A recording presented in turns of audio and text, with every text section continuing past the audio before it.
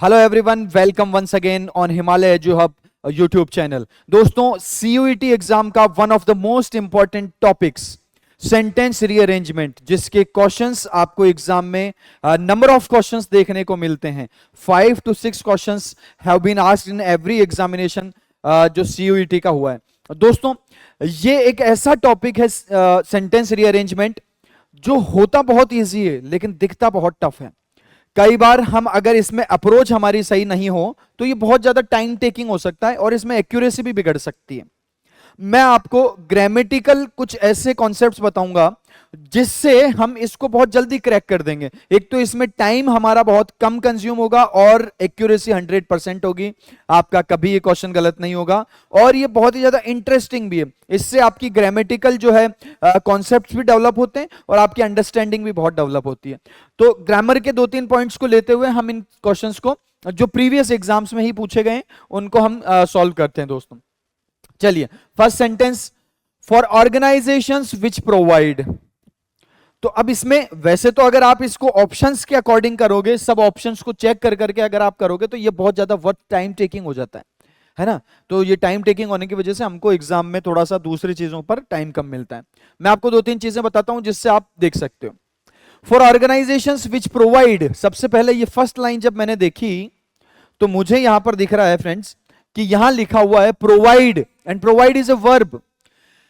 Provide verb है, provide verb के बाद में ऑब्जेक्ट होना चाहिए। क्या प्रोवाइड कर रहे हैं, क्या प्रोवाइड कर रहे हैं? तो जब हम ये सर एम्प्लॉइज प्रोवाइड कर रहे हैं या क्वालिटी ऑफ द रिलेशंस या सर्विसेज प्रोवाइड कर रहे हैं to the customers on a face to face basis. तो दोस्तों, प्रोवाइड जैसे अगर आपने प्रोवाइड वर्ब के बारे में बहुत डिटेल में अगर पढ़ा है तो प्रोवाइड के बाद में 2 ऑब्जेक्ट होते हैं, indirect object and then direct object.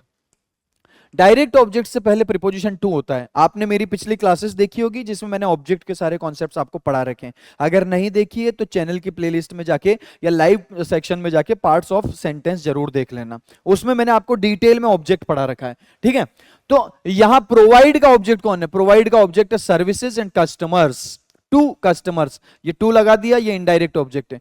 तो we have a pair of A and B.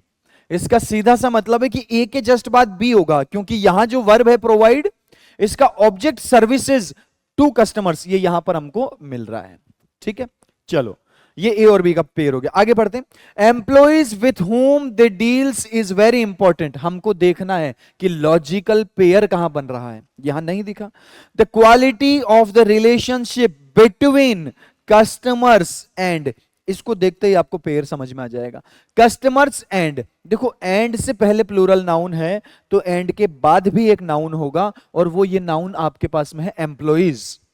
ठीक है, तो एंड से पहले हमने कस्टमर्स लिखा हुआ है, एंड के बाद हमारे पास एम्प्लॉइज लिखा हुआ है, तो एम्प्लॉय कस्टमर्स एंड एम्प्लॉइज, ये पेयर बन गया इसका एंड का। यानी डी के जस्ट बाद सी आएगा। तो आपके पास एक पेयर है ए बी का और एक है डी सी का। Now check out the options, AB and DC, yes this is the right answer, क्योंकि बाकी DC का पेयर नहीं है इसमें, DC का पेयर इसमें भी नहीं है, DC का पेयर इसमें भी नहीं है, सब गलत हो गए। यानी A के जस्ट बाद B आना चाहिए, D के जस्ट बाद C आना चाहिए। ऐसे आप बहुत इजीली बस पेयर्स बनाने हमको ग्रामेटिकल। और एक एग्जांपल लेते हैं जिससे हम और ज्यादा क्लियर करेंगे। तो हम इसको देखते हैं कहां पेयर बन रहा है। Students with tools for critical thinking, जिन स्टूडेंट्स के पास टूल्स होते हैं क्रिटिकल थिंकिंग करने के। कोऑपरेटिव लर्निंग इज एन, अब यहां पर मुझे लास्ट में एन दिख रहा है। आप सबको बचपन से मालूम है, बचपन से पता है कि ए और एन आर्टिकल हैं। एन के बाद वोवेल साउंड का नाउन होना चाहिए या वोवेल साउंड होना चाहिए, ये बात सभी को पता है। ठीक है, अब मेरे पास यहां पर भी वोवेल साउंड नहीं है और यहां पर भी वोवेल साउंड, सॉरी यहां तो वोवेल साउंड है, ना तो स्टूडेंट्स वोवेल साउंड है और ना ही दैट वोवेल साउंड है। इट मींस कि हमारे पास वोवेल साउंड ये रहा एक्लेटिक। तो दोस्तों एन के जस्ट बाद एक्लेटिक होना चाहिए, इसका मतलब पेयर बन गया है हमारा बी और डी का। बहुत इजी है ये, बस ग्रामर से लॉजिकल पेयर्स बनाना आना चाहिए आपको।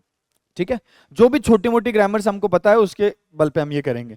ठीक है, एन के बाद एक्लेटिक होना चाहिए, इसलिए बी के जस्ट बाद डी होगा। अब सबसे पहले इस ऑप्शन में बी के जस्ट बाद डी दिख रहा है, इसमें भी बी के जस्ट बाद डी दिख रहा है। सी जो थर्ड ऑप्शन है उसमें बी के जस्ट बाद डी नहीं है, इसको हटा दो। यहां बी के जस्ट बाद डी दिख रहा है, तो यहां हमारे पास में 3 ऑप्शंस हैं। और आगे चेक करते हैं, eclectic and unique teaching method, okay, cooperative learning is an that enhances. दोस्तों सी, ये फोर्थ ऑप्शन आंसर नहीं हो सकता, क्योंकि this sequence can not start with option see that has that. That से सेंटेंस शुरू नहीं करना है, जस्ट बाद में वर्ब लिखी हुई है। वर्ब लिखी हुई है तो इसके पहले एक सब्जेक्ट भी होना चाहिए, इसलिए सब्जेक्ट तो दिया ही नहीं है, पहले वर्ब कैसे लगा दी, तो ये भी गलत हो जाएगा। एनहांसेस आपके सिंगुलर वर्ब है, यानी सिंगुलर सब्जेक्ट होगा, और सिंगुलर सब्जेक्ट आपको यहां पे भी मिलता है, एक्लेटिक एंड यूनिक टीचिंग मेथड। ठीक है, अगेन आपको यहां पर प्रोवाइड्स दिख रहा है, थोड़ी देर पहले पिछले क्वेश्चन में भी यही ट्रिक थी, प्रोवाइड के बाद ऑब्जेक्ट होना चाहिए, और प्रोवाइड किसको करेगा, स्टूडेंट्स को प्रोवाइड करेगा, तो इसका ऑब्जेक्ट स्टूडेंट्स है, यानी सी के जस्ट बाद ए होना चाहिए, कभी भी सी के जस्ट बाद ए होना चाहिए, और सी के जस्ट बाद ए हमको सिर्फ ऑप्शन 2 में मिलता है, तो option 2 is the right answer. मैंने आपको जो पार्ट्स ऑफ सेंटेंस पढ़ा है उसमें मैंने आपको क्लियरली बताया हुआ है कि आपको कैसे किसी भी वर्ब का ऑब्जेक्ट पता लगाना है। तो आपको जैसे ही ऑब्जेक्ट के बारे में जानकारी होगी, आपको उसके कॉन्सेप्ट का पता होगा, आपके ये सारे क्वेश्चन सही होने लग जाएंगे, है ना। मैंने parts of sentence, subject, verb, object, complement and adverbs, इनको बहुत डिटेल में इलेबोरेट किया है, आप जाके चैनल में लाइव क्लासेस में देख लेना। ठीक है, तो दोस्तों प्रोवाइड वर्ब है हमको यहां पर है, और प्रोवाइड किसको कर रहे हैं, प्रोवाइड के बाद में ऑब्जेक्ट चाहिए, किसको प्रोवाइड कर रहे हैं, स्टूडेंट्स को प्रोवाइड कर रहे हैं, क्या प्रोवाइड कर रहे हैं, टूल प्रोवाइड कर रहे हैं, किसके लिए, for critical thinking. So option C के जस्ट बाद में ए होना चाहिए, और सी के जस्ट बाद में ए आप देखोगे तो सिर्फ एक ऑप्शन में मिलेगा, और यहां से आपका 10 सेकंड में क्वेश्चन क्रैक हो जाता है, 2 नंबर आंसर हो जाएगा। Very easy question. ठीक है, इस अप्रोच के साथ हमको ये करना है, थोड़ी सी ग्रामर हमारी डेवलप हो, सेंटेंस के पार्ट्स ऑफ सेंटेंस हम अच्छे से जानते हो, और पार्ट्स ऑफ स्पीच के बारे में अगर हमको अच्छी नॉलेज है, वो भी हम चैनल के में आपको पढ़ा ही रहे हैं लगातार। अगर इतना आपके पास है तो आप किसी भी सेंटेंस रीअरेंजमेंट के क्वेश्चन को 10 to 15 सेकंड्स में क्रैक कर सकते हैं। चलो नेक्स्ट क्वेश्चन देखते हैं। ओके, तो सीक्वेंस को जब हम पढ़ रहे हैं तो सबसे पहले हमें ये समझ में आ रहा है कि ये सीक्वेंस ए से स्टार्ट नहीं होगा। ए से स्टार्ट क्यों नहीं होगा, क्योंकि ए में स्टार्टिंग वर्ड क्या लिखा हुआ है, आर। अब आप देखो, आर तो वर्ब है, वर्ब से पहले सब्जेक्ट होता है जनरली, अगर सेंटेंस इंटरोगेटिव नहीं है तो। यहां इंटरोगेटिव कोई साइन दिख नहीं रहा है हमको, क्वेश्चन मार्क, इसलिए हमको पता है कि आर से शुरू नहीं हो सकता, पहले होनी चाहिए वर्ब। इट मींस जो ऑप्शन 2 है वो तो एलिमिनेट ही हो जाएगा, क्योंकि यहां पर ऑप्शन ए से स्टार्ट कर रखा है, ऑप्शन ए से सीक्वेंस स्टार्ट नहीं हो सकता, तो एक ऑप्शन एलिमिनेट हो जाता है फर्स्ट वर्ड से ही। आर इनबॉर्न बट आर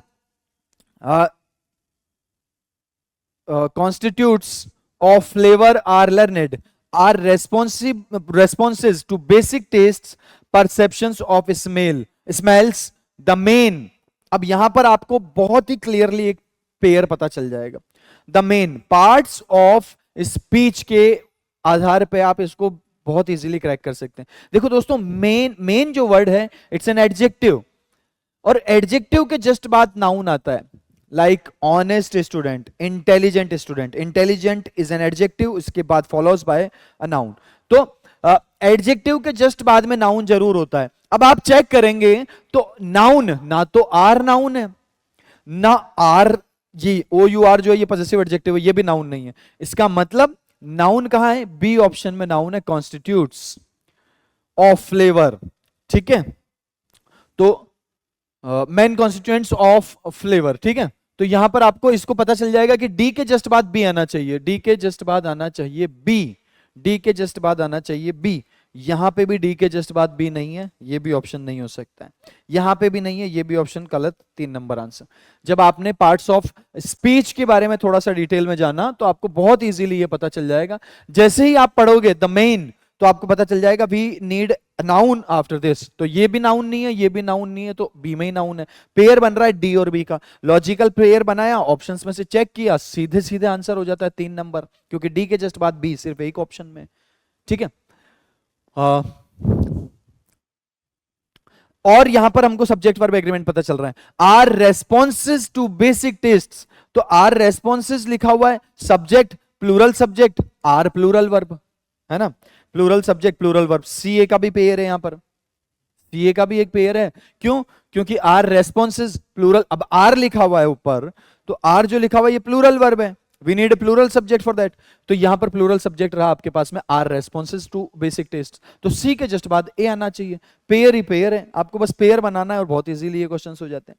इसके लिए हमको दो चीज चाहिए, पार्ट्स ऑफ सेंटेंस का नॉलेज, हाउ टू फाउंड या how to identify an object of the sentence, और some parts of speech knowledge, adjective के बाद क्या आता है, एडवर्ब के बाद क्या आता है। अगर ऐसे आप लोग चल रहे हैं तो ये क्वेश्चंस बहुत ही ज्यादा इजी है, ग्रामर की अंडरस्टैंडिंग भी इनसे अच्छी होती है, कॉन्सेप्ट्स भी इनसे क्लियर होते हैं और बहुत इंटरेस्टिंग भी है। आपके एग्जाम में सबसे इंपॉर्टेंट टॉपिक है, क्योंकि आपके एग्जाम में कम से कम 5 से 6 क्वेश्चन इसके और होंगे। नेक्स्ट सेशन में इसके कुछ और इंपॉर्टेंट और टफ थोड़े से ग्रामेटिकल जिसमें कॉन्सेप्ट ज्यादा लगते होंगे वो लेंगे। तो मिलते हैं नेक्स्ट सेशन में, till then bye bye, take care.